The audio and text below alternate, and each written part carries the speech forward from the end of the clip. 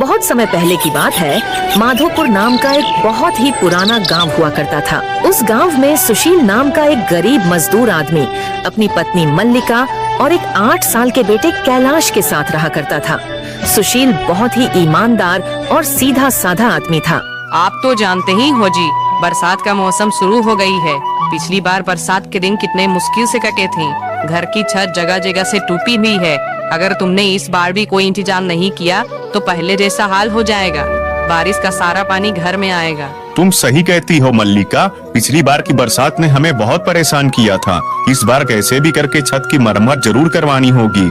मल्लिका, मैं मालिक के पास जा रहा हूँ, वह मेरी मदद जरूर करेंगे। अगर मालिक ने पैसे दे दिए तो मैं कल ही छत की मरम्मत करवा दूंगा। इतना कहकर सुशील अपने मालिक के घर चला जाता है। अरे भाइयों, जल्दी करो जल्दी करो, कुछ ही दिनों में बारिश होने वाली है। तब तक तुम लोगों को ये सारा माल गोदाम के अंदर भी रखवाना है, नहीं तो सारा माल पानी में भीग जाएगा। वैसे भी आजकल हमारी फैक्ट्री घाटे में चल रही है, मैं और रिस्क नहीं ले सकता। जल्दी करो, बहुत काम बचा है। अरे सुशील, बोलो क्या बात है? आज तुम काम पर इतने लेट से आए हो? आज तुम्हें काम नहीं करना है क्या? नहीं देख रहे हो कितना काम बाकी है? मालिक, आप तो जानते ही हो, इस समय घर में एक भी पैसा नहीं है। बरसात शुरू हो गई है, घर की छत जगह जगह से टूट रही है और मैंने छत की मरम्मत नहीं करवाई तो बारिश का सारा पानी घर में आएगा। पिछली बरसात में मैंने अपने घर का सामान अपने पड़ोसी के घर में रख दिया था, लेकिन उसने इस बार सामान रखने से भी मना कर दिया। अगर इस बार छत की मरम्मत नहीं करवाई तो बारिश के कारण घर का सारा सामान खराब हो जाएगा। मालिक, मुझे थोड़े बहुत पैसे दे दीजिए, अगले महीने की तनख्वाह से काट लेना। सुशील, तुम्हें अच्छी तरह से पता है ना, मैंने कभी तुम्हें किसी चीज के लिए मना नहीं किया। मैंने हर समय तुम्हारी मदद की है और तुम यह भी जानते हो कि हमारी फैक्ट्री दिन बर दिन घाटे में जा रही है। इस फैक्ट्री की वजह से मुझे बहुत नुकसान हो गया है, इसलिए मुझे यह फैक्ट्री बंद करनी होगी। तुम भी अपने लिए कहीं और काम की तलाश कर लो। सेठ जी, लेकिन ऐसे में मुझे कहाँ काम मिलेगा? मैं तो आपसे बस थोड़े से पैसे उधार लेने आया था, लेकिन आपने तो मुझसे मेरा रोजगार ही छीन लिया। सुशील, मैं तुम्हारी परेशानी समझता हूँ भाई, लेकिन मैं भी मजबूर हूँ। जब धंधा ही चौपट हो गया तो मैं भी तुम्हें पैसे कहाँ से दूंगा? सुशील, मुझे भी तुम्हारी तरह अपने परिवार की चिंता है। मुझे भी कोई दूसरा काम देखना होगा घर के गुजारे के लिए। बेचारा सुशील दुखी होकर अपने घर लौट जाता है। मल्लिका, मालिक ने पैसे देने से मना कर दिया। इस बरसात में उनका भी हाल हमारे ही तरह है। मालिक ने फैक्ट्री बंद कर दी है, इसलिए मुझे भी काम से निकाल दिया गया है। अब मुझे कोई और काम तलाश करना होगा। यह तो बहुत बुरी खबर है जी। ऐसी बरसात में कहाँ काम मिलेगा? पहले तो छत की चिंता थी, लेकिन अब तो काम भी नहीं रहा। जब काम ही नहीं है तो छत की मरम्मत कैसे होगी? मल्लिका, तुम परेशान मत हो, मैं कल ही जाकर कोई काम ढूंढ लूंगा। अगर ईश्वर ने चाहा तो हम छत की मरम्मत जरूर करवा लेंगे। अगले दिन पूरे माधोपुर गांव में जोरों की गर्जन के साथ भारी वर्षा होने लगती है। सुशील के घर की छत टूटी होने के कारण सुशील के घर की छत से पानी टपकने लगता है।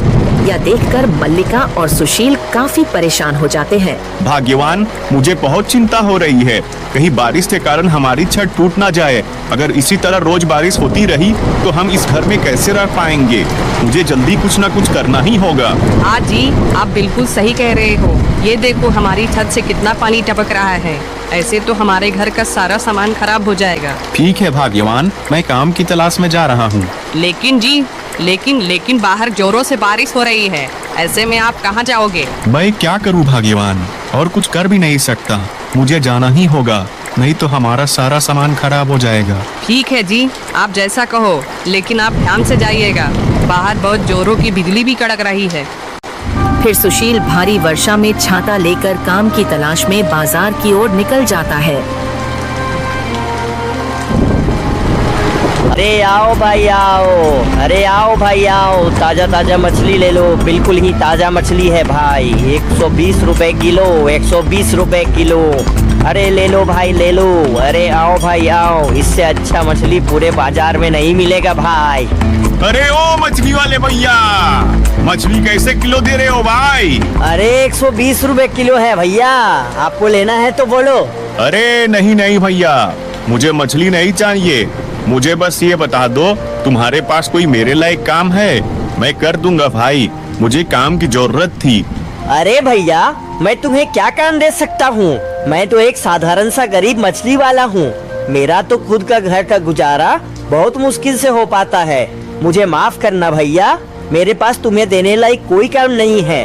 हाँ, अगर मुझे जरूरत होगी तो मैं आपको जरूर बता दूंगा, लेकिन अभी फिलहाल मेरे पास कोई काम नहीं है।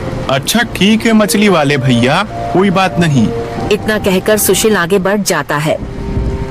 सुशील पूरा दिन काम की तलाश करता है, लेकिन उसे कहीं भी काम नहीं मिलता है। फिर सुशील चाय वाले की दुकान पर जाकर बैठ जाता है। अरे भाइयों, आप लोगों ने सुना? आज अखबार में आया है कि इस बार बहुत जोरों की बारिश होगी, लगभग 1 महीने तक लगातार, और बाढ़ आने का खतरा भी है। अरे भाई, ये कैसी बात कर रहे हो? ईश्वर ना करे ऐसा हो। अगर 1 महीने तक लगातार बारिश होगी तो किसान और गरीब लोग कैसे जिएंगे?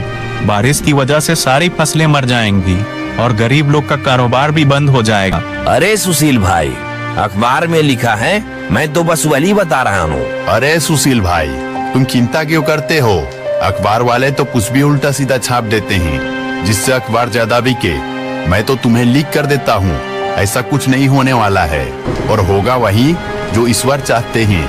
पिछली बार अखबार में छपा था कि इस बार बिल्कुल भी बारिश नहीं होगी, लेकिन हुआ उसका उल्टा। पिछली बार कितनी बारिश हुई थी। अरे मेरी तो दुकान भी चूने लगी थी, इसलिए अखबार में छपी बातों पे ध्यान मत दिया करो। मुझे लगता है तुम सही कह रहे हो।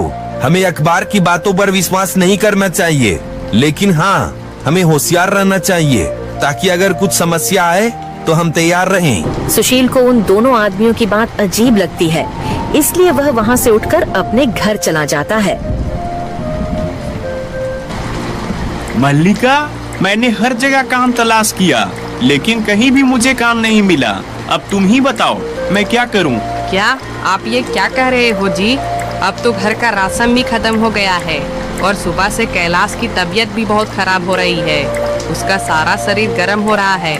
मुझे लगता है उसे बुखार है। तुम उसके लिए दवाई ले आओ। लेकिन मल्लिका, मेरे पास तो एक भी पैसे नहीं है, फिर मैं कैलाश के लिए दवाई कहाँ से लाऊं?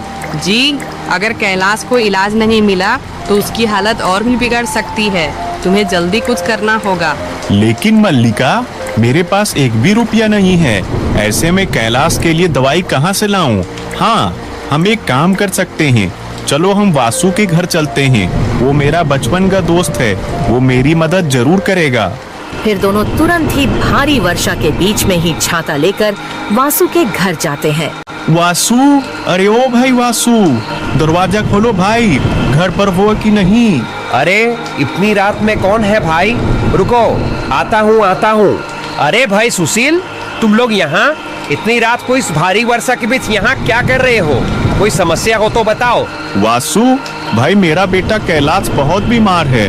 अगर उसे जल्दी से कोई इलाज नहीं मिला तो उसकी हालत बहुत ही ज्यादा बिगड़ जाएगी। तुम मुझे थोड़े से पैसे उधार दे दो, मैं तुम्हारा एहसान जिंदगी भर नहीं भूलूंगा भाई। सुशील, मैं तुम्हारी पीड़ा समझ सकता हूँ भाई, लेकिन देखो मेरे हालात भी कोई अच्छे नहीं हैं। अरे घर के बहुत खर्चे हैं, बच्चों के भी खर्चे हैं और कमाई उतनी है नहीं जितने खर्चे हैं। इसलिए देखो भाई, मैं तुम्हारी मदद नहीं कर सकता हूँ। हो सके तो मुझे माफ कर देना। सुशील, अगर मेरे पास पैसे होते तो मैं तुम्हारी मदद जरूर करता। मुझे इस बात का बहुत दुख है कि मैं तुम्हारी इस परेशानी में मदद नहीं कर पा रहा हूँ, लेकिन भाई क्या करूँ, मैं भी मजबूर हूँ। वासु भाई, यह केवल पैसों की बात नहीं है भाई, यह मेरे बेटे के जीवन का सवाल है। तुम वाकई में मेरी इस गंभीर स्थिति में मदद नहीं कर सकते? क्या मेरे बेटे की जिंदगी तुम्हारी दया और सहायता के लायक नहीं? अरे भाई सुशील, तुम ऐसी बात क्यों कर रहे हो भाई? मेरी बातों को समझने की कोशिश करो। मैं सचमुच तुम्हारी मदद करना चाहता हूँ, लेकिन मेरे खुद के हालात इस समय सही नहीं है भाई। मुझे पूरी उम्मीद है कि कोई ना कोई तुम्हारी मदद जरूर करेगा। इतना कहकर वासु अपने घर के अंदर चला जाता है। दोनों पति पत्नी यह सुनकर और भी ज्यादा दुखी हो जाते हैं। कौन था जी दरवाजे पर जो इतनी जोर जोर से किवाड़ पीट रहा था? अरे राधा, वो मेरा भिखारी दोस्त सुशील था। उसका बेटा कैलाश बहुत ही ज्यादा बीमार है। उसके इलाज के लिए उधार पैसे मांगने आया था। मैंने साफ मना कर दिया उधार पैसे देने के लिए। लेकिन सुशील तो आपका बहुत ही अच्छा दोस्त है ना जी। उसने तुम्हारी मुश्किल वक्त में बहुत बार मदद की है, फिर तुमने उन्हें पैसे देने से क्यों मना कर दिया? अरे भाई, मैं कोई दानवीर नहीं हूँ जो किसी की भी मदद करता फिरूं। और रही बात दोस्ती की, दोस्ती केवल मैं तब तक रखता हूँ जब तक मुझे सामने वाले से फायदा होता है। चलो मानो मैंने उसे पैसे उधार दे दिए, लेकिन वो मेरा पैसा लौटाएगा कैसे? अब तो उसकी नौकरी भी चली गई है। मुझे लगता है आपको ऐसा नहीं करना चाहिए था। ईश्वर ना करे उसके बेटे को कुछ हो जाए। अरे तो मैं क्या करूं? मैंने सबका ठेका ले रखा है क्या? अगर हो गया तो हो जाने दो, वो जाने और उसकी पत्नी जाने। अरे मेरे अलावा और भी बहुत लोग हैं, कोई ना कोई उसकी मदद जरूर ही कर देगा। ईश्वर का डर कीजिए जी, मुसीबत आते देर नहीं लगती है। कहीं ऐसा ना हो तुम्हारा यह घमंड तुम्हें ले डूबे। अरे यह सब फालतू की बातें हैं, तुम इन बातों पर ध्यान मत दिया करो। वैसे भी ये कोई घमंड वाली बात नहीं है। अरे भाई, मेरा पैसा है, मैं किसी को दूं या नहीं दूं, मेरी मर्जी। उधर सुशील परेशान बेबस था। उसने सभी जानने वालों से पैसे उधार मांगे, लेकिन किसी ने भी उसे पैसे नहीं दिए। लोगों ने अलग अलग बहाने बनाकर उसकी मदद करने से मना कर दिया। कुछ ने कहा वह खुद भी परेशान है, कुछ ने कहा उनके पास पैसे नहीं है। उसकी स्थिति ऐसी हो गई कि वह सोचने लगा, क्या वास्तव में उसके लिए कोई नहीं है जो उसकी मदद कर सके? तभी कैलाश अपनी माँ से कहता है, माँ, मुझे बहुत ठंड लग रही है माँ, ठंड से मेरा पूरा शरीर कांप रहा है। आप कुछ करते क्यों नहीं जी? बच्चा मरने को तैयार है। अरे मरता है तो मर जाने दो, इसे भी पता चले कि यह गरीब बाप के घर में पैदा हुआ है। मैं थक चुका हूँ लोगों से पैसे उधार मांग मांग कर, कोई पैसे देने को तैयार ही नहीं है। जबरदस्ती छीन के तो नहीं ला सकता ना। ऐसा मत करिए जी, आप एक बार सरपंच जी के पास जाओ, वो हमारी मदद जरूर करेंगे। सरपंच जी से कहना हमारा बच्चा बीमार है, उसे इलाज की सख्त जरूरत है। सुशील तुरंत घबराहट में घर से निकलता है और सरपंच जी के घर पहुंच जाता है और सरपंच जी से कहता है, सरपंच जी, मेरा बच्चा कैलाश बहुत बीमार है, उसे इलाज की सख्त जरूरत है, लेकिन मेरे पास एक भी पैसे नहीं हैं जिससे मैं अपने बेटे का इलाज करवा सकूं। मैंने यार दोस्त रिश्तेदार सभी से पैसे मांगे, लेकिन किसी ने भी मेरी मदद नहीं की। अब एक आप ही हो जो मेरी मदद कर सकते हो। सुशील, तुम्हारी बात सुनकर मुझे बहुत दुख हुआ मेरे भाई। बुरे वक्त में कोई भी किसी की मदद नहीं करता है। यार दोस्त रिश्तेदार केवल उसी वक्त तक साथ रहते हैं जब तक इंसान के पास पैसे होते हैं। गरीबी में सब मुंह मोड़ लेते हैं। लेकिन सुशील, मुझे यह कहते हुए और भी ज्यादा दुख हो रहा है कि मैं तुम्हारी मदद नहीं कर सकता। तुम तो जानते ही हो, इस बार की योजना में अभी तक सरकार ने एक भी रुपया नहीं दिया है। गांव में जो भी छोटा मोटा काम हो रहा है वो सब मैं अपनी ही जेब से करवा रहा हूँ। मेरे ऊपर दुनिया भर का कर्ज हो रहा है, मैं अपने ऊपर और कर्ज नहीं चला सकता। सुशील, कोई बात नहीं सरपंच जी, जब अपनों ने ही मदद नहीं की तो फिर तुम कैसे कर सकते हो? अब तो ईश्वर की जो मर्जी है वही होगा। इतना कहकर सुशील दुखी होकर अपने घर की ओर निकल पड़ता है और मन ही मन में सोचने लगता है, आज लोगों ने साबित कर ही दिया कि कोई भी किसी का अपना नहीं होता है। बुरे वक्त में तो कोई भी किसी का साथ नहीं देता है। सुशील यह सोच ही रहा होता है कि तभी उसके सर के ऊपर वाले पेड़ पर सूरों की गर्जन के साथ बिजली गिरती है और उस पेड़ का एक शाखा टूटकर सुशील के सर पर गिर पड़ता है और सुशील वहीं सर पर चोट लगने के कारण बेहोश होकर जमीन पर गिर पड़ता है।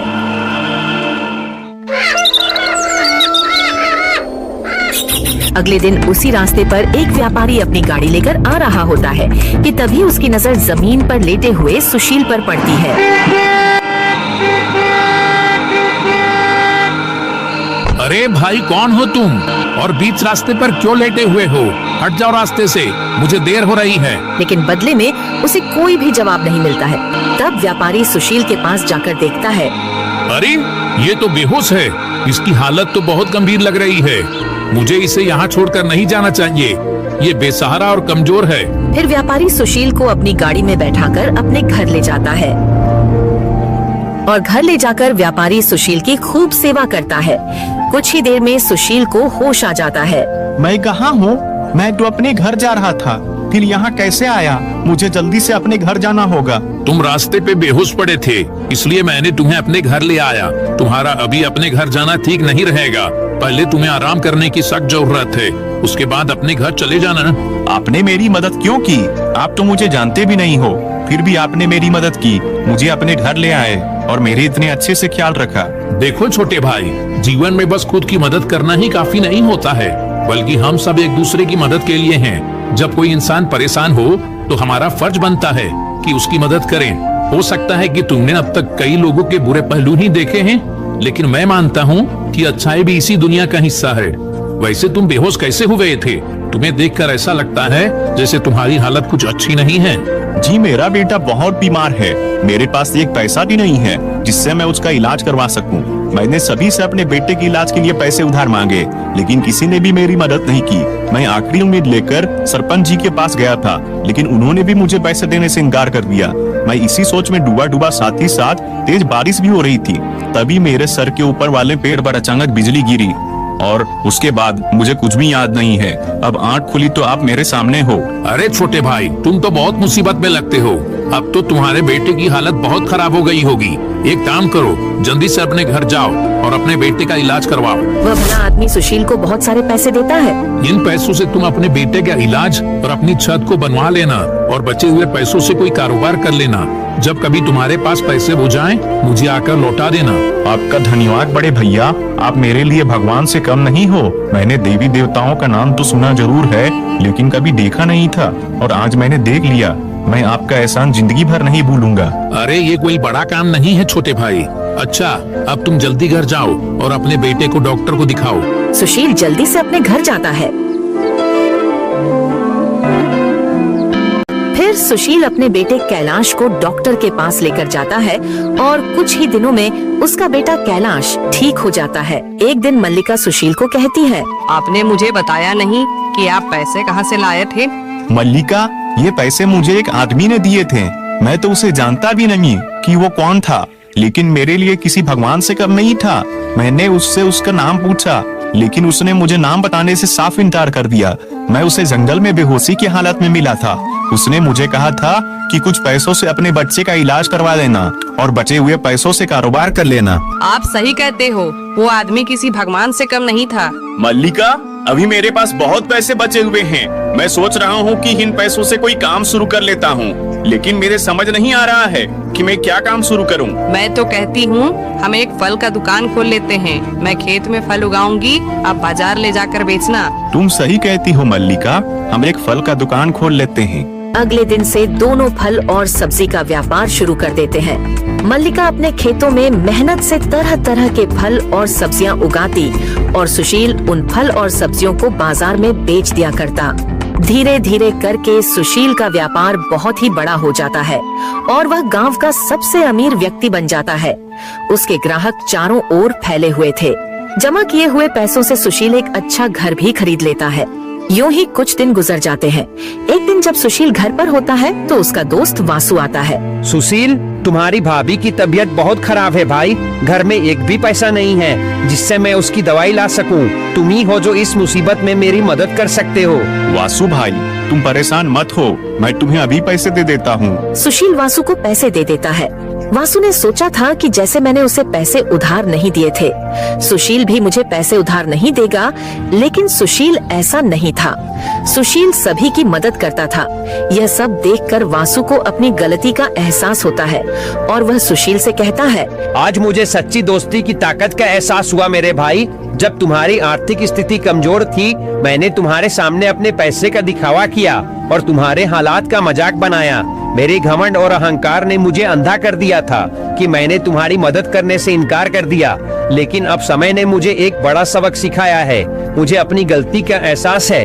कृपया मुझे माफ कर दो सुशील। अरे भाई वासु, इसमें माफी की कोई बात नहीं है भाई। मैंने जो किया यह तो मेरा फर्ज था। तुम्हें अपनी गलती का एहसास हो गया, यही मेरे लिए सबसे बड़ी बात है। मैं तुम्हें दिल से माफ करता हूँ। अब तुम जल्दी जाओ और ख्याल रखो। वासु अपने घर चला जाता है। फिर सुशील अपनी पत्नी से कहता है, हमारे पास तो जमा पूंजी अच्छी खासी हो गई है और हमारा काम भी अच्छा चल रहा है। ऊपर वाले की दुआ से सब बढ़िया है। मैं सोच रहा था कि क्यों ना मैं उस भले आदमी को उधार पैसे दे आऊं। आप सही सोच रहे हो जी। उस भले आदमी ने इतने कठिन समय में हमारी मदद की थी, उसी की वजह से तो आज हम यहाँ तक पहुँचे हैं। अब तुम उसके पैसे लौटा आओ। सुशील उस भले आदमी के पैसे वापस करने के लिए निकल जाता है। जब सुशील घर पहुंचता है तो उसे वह भला आदमी नहीं मिलता है, उसे एक दूसरा आदमी मिलता है। अरे भाई, यहाँ पर पहले एक आदमी रहता था, मुझे उसी से मिलना है। कौन आदमी? नाम क्या है उसका? उसका नाम तो मुझे नहीं पता, लेकिन वो थोड़ा हट्टा कट्टा और दयालु स्वभाव का आदमी था। अरे भाई, यहाँ ऐसा कोई आदमी नहीं रहता है। पिछले 30 साल से तो इस घर में मैं ही रहता हूँ। अरे दादा, मुझे पूरा याद है, वो आदमी मुझे इसी घर में लेकर आया था। मैं इस घर में लगभग 5 घंटे रुका था। अरे क्यों फिजूल की बातें करके मेरा समय खराब कर रहे हो? मैं कितनी बार बताऊं कि यहाँ मेरे सिवा और कोई नहीं रहता है। अब यहाँ से तुम जाओ और मुझे काम करने दो। मल्लिका, आज मुझे बहुत अजीब स्थिति का सामना करना पड़ा। उस घर में जहाँ वह भला आदमी मुझे लेकर गया था ना, वहाँ मुझे वो आदमी नहीं मिला, बल्कि मुझे एक बिल्कुल ही अलग व्यक्ति मिला। उसने कहा कि वह उस घर में लगभग 30 साल से रहता है और उसके अलावा वहाँ और कोई नहीं रहता है। क्या आप पूरी यकीन के साथ कह सकते हो वो भला आदमी तुम्हें उसी घर में लेकर गया था? अरे हाँ, मुझे पूरी तरह से यकीन है। उस घर की पहचान मेरे दिमाग में गहरी बैठी हुई है। वो मुझे उसी घर में ले गया था और मैं वहाँ करीब 5 घंटे तक रुका था। लेकिन आज जब मैं उस घर में जाकर उस आदमी को खोजने लगा तो मुझे एक अलग ही व्यक्ति मिला। उसने बहुत ही जोर देकर कहा कि वह उस घर में लगभग 30 साल से रह रहा है और उसके अलावा वहाँ कोई नहीं रहता है। जी, मुझे लगता है कि ईश्वर ने हमारी मदद एक रहस्यमय तरीके से की है। तुम्हारी ईमानदारी और अच्छाई की वजह से ही हमें वह मदद मिली थी। तो आप लोगों ने देखा दोस्तों, सुशील की तरह जो व्यक्ति दूसरों की मदद करता है, उसे ऊपर वाला भी किसी न किसी रूप में हमेशा साथ देता है।